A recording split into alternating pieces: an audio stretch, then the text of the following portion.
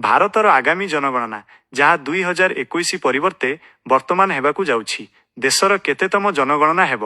ଉତ୍ତର 16ତମ, ଯାହା ସ୍ୱାଧୀନତା ପରେ 8ତମ। ଜନଗଣନା ଇତିହାସରେ କେଉଁ ବର୍ଷକୁ the year of great divide ବୋଲି କୁହାଯାଏ?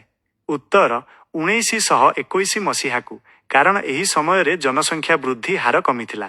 ସମ୍ପ୍ରତି କେଉଁ ରାଜ୍ୟ ସରକାର ପ୍ରଥମେ ଜାତିଭିତ୍ତିକ ଜନଗଣନା ବା caste based census survey report ପ୍ରକାଶ କରିଛନ୍ତି?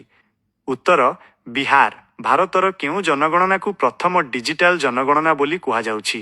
ଉତ୍ତର ଆଗାମୀ 16ତମ ଜନଗଣନାକୁ। ଭାରତରେ ପ୍ରଥମ ଜନଗଣନା କେଉଁ ବର୍ଷ ଆରମ୍ଭ ହୋଇଥିଲା? ଉତ୍ତର 1872 ମସିହାରେ ଲର୍ଡ ମାୟୋଙ୍କ ଶାସନ କାଳରେ। ଭାରତରେ ପ୍ରଥମ ସମ୍ପୂର୍ଣ୍ଣ ଏବଂ ନିୟମିତ ଜନଗଣନା କେବେ ହୋଇଥିଲା? ଉତ୍ତର 1881 ମସିହାରେ। ଜନଗଣନା 2011 ଅନୁଯାୟୀ ଭାରତର ସବୁଠାରୁ ଅଧିକ ଜନସଂଖ୍ୟା ବିଶିଷ୍ଟ ରାଜ୍ୟ କେଉଁଟି? ଉତ୍ତର ଉତ୍ତରପ୍ରଦେଶ। ସାମ୍ପ୍ରତିକ ରିପୋର୍ଟ ବା ୟୁଏନ୍ ପପୁଲେସନ ଫଣ୍ଡ ଅନୁଯାୟୀ ବର୍ତ୍ତମାନ ବିଶ୍ୱର ସବୁଠାରୁ ଅଧିକ ଜନସଂଖ୍ୟା ବିଶିଷ୍ଟ ଦେଶ କେଉଁଟି? ଉତ୍ତର ଭାରତ ଏବଂ ଚୀନ ଦ୍ୱିତୀୟ। ଜନଗଣନା କାର୍ଯ୍ୟକାରୀ କରିବା ପାଇଁ ଭାରତର କେଉଁ ମନ୍ତ୍ରଣାଳୟ କାର୍ଯ୍ୟକାରୀ ଥାଏ? ଉତ୍ତର ଗୃହ ମନ୍ତ୍ରଣାଳୟ, ମିନିଷ୍ଟ୍ରି ଅଫ୍ ହୋମ୍ ଆଫେୟାର୍ସ। ଜନଗଣନା 2011 ଅନୁଯାୟୀ ଓଡ଼ିଶାର ସବୁଠାରୁ ଅଧିକ ଜନସଂଖ୍ୟା ବିଶିଷ୍ଟ ଜିଲ୍ଲା କେଉଁଟି?